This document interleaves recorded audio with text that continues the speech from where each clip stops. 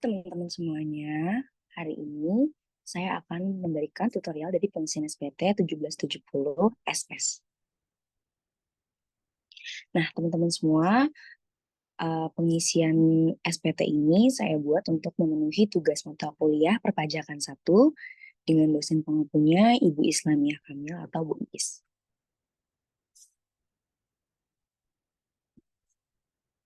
Nah, pertama-tama saya akan memperkenalkan diri dulu teman-teman.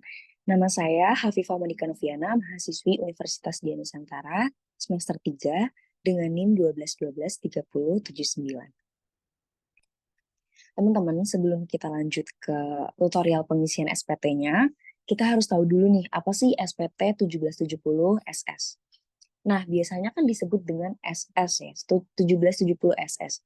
SS itu artinya adalah sangat sederhana. Jadi, tujuannya apa sih pelaporan SPT ini? SPT tahunan itu digunakan untuk melaporkan atas pajak yang sudah teman-teman bayarkan di tahun atau periode yang sudah ditentukan. Misalnya, teman-teman sudah bayar pajak di tahun 2020, sudah selesai dan sampai Desember, maka di tahun 2021 teman-teman harus melaporkan pajak yang teman-teman bayarkan tadi di tahun 2020.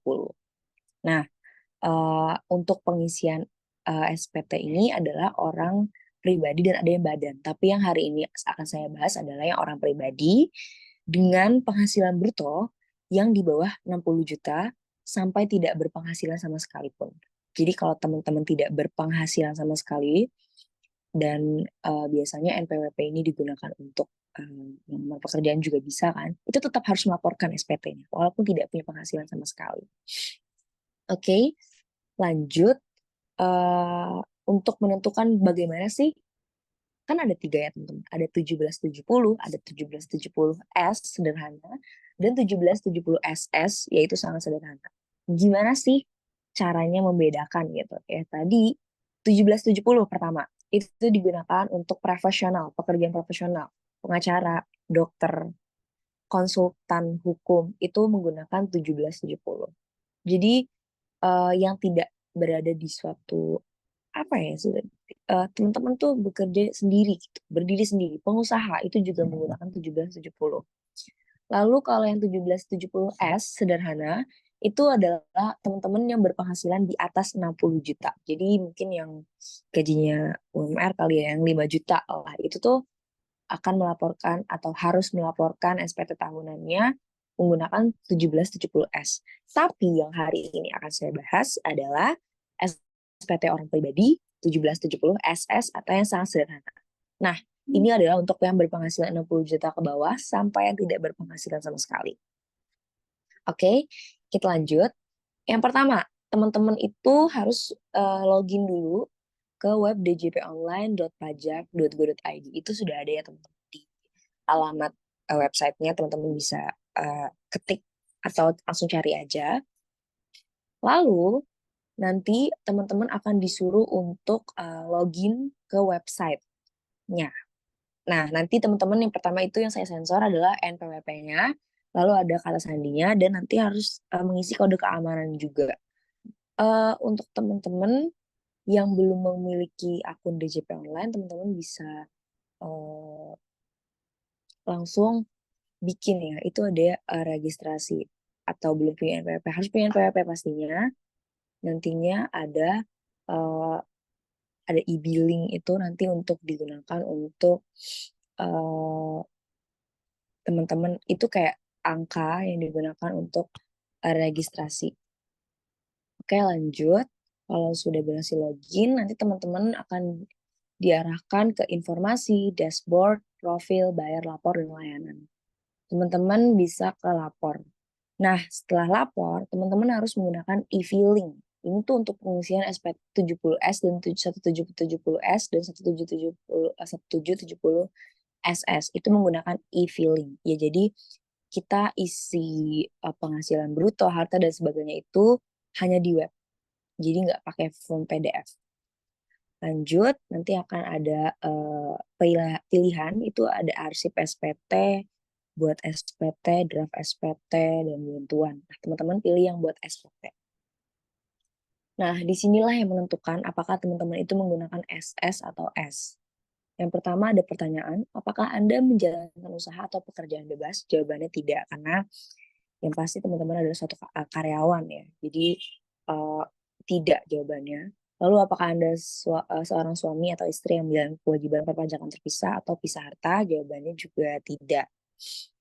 Lalu apakah penghasilan bruto yang Anda peroleh selama setahun kurang dari 60 juta? Jawabannya iya. Jadi Mbak Rizka ini memang yang saya gunakan ini NPWP-nya Mbak Rizka Febrilia. Ini dia penghasilan brutonya memang di bawah 60 juta. Jadi pasti sudah ada pilihan SPT 1770S. Tapi kalau teman-teman mengisinya tidak, berarti nanti akan ada pilihan langsung SPT 1770S. Lanjut, masih di menu buat SPT, teman-teman langsung pilih pajak, tahun pajaknya aja. Misalkan teman-teman mau bayar di 2024, teman-teman sudah bayar nih dari bulan Januari sampai Desember 2024. Maka nanti teman-teman harus melaporkan SPT-nya itu di tahun 2025. Seperti itu. Untuk kebetulan tidak ada, karena ini bukan pembetulan. Jadi langsung klik selanjutnya. Lalu nanti akan ada beberapa pertanyaan yang harus diisi. Itu mengenai penghasilan dan pengurangan segala macam. Yang pertama itu ada A, pajak penghasilan. Pertanyaan pertama, penghasilan bruto dalam negeri, subuh dalam pekerjaan, dan penghasilan neto dalam negeri. Biasanya, kalau dari perusahaan itu sudah ada bukti potong yang akan teman-teman lihat itu sudah ada penghasilan brutonya.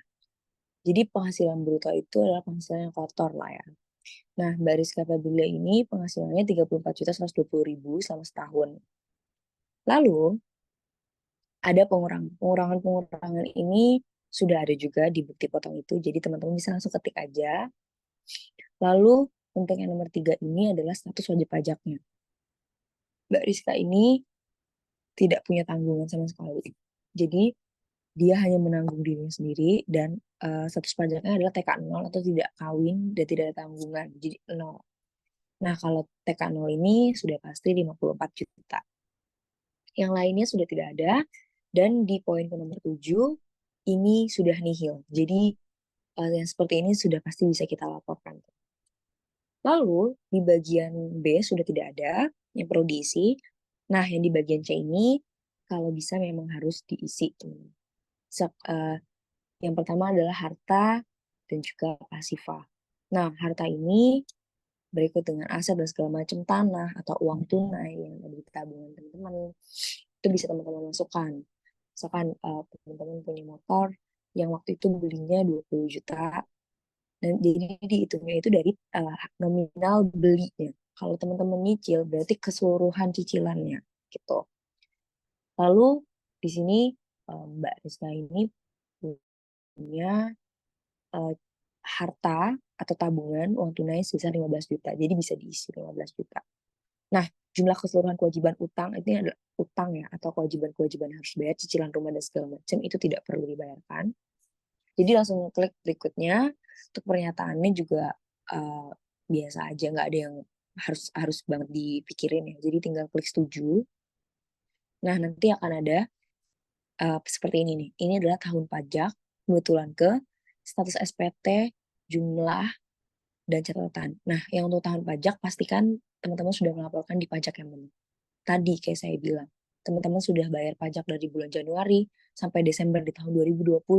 Berarti teman-teman harus lapor di tahun 2021. Berarti tahun pajaknya ya harus ke 2020, karena yang sudah dibayarkan kan tahun 2020.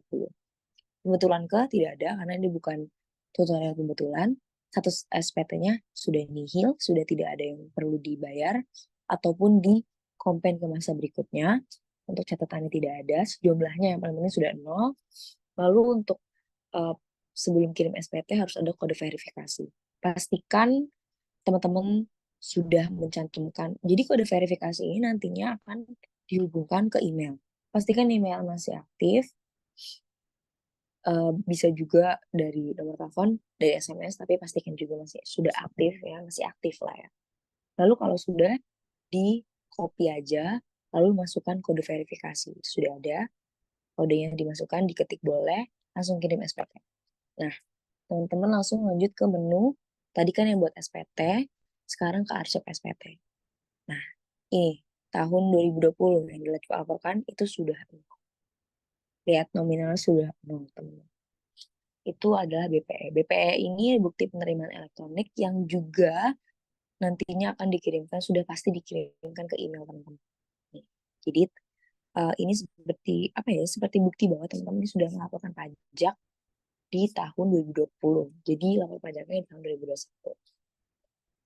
Terima kasih teman-teman semuanya sudah menonton video ini. Semoga video ini membantu teman-teman yang akan melaporkan pajak. Dan jangan lupa lapor pajak teman-teman. Assalamualaikum warahmatullahi wabarakatuh. Terima kasih.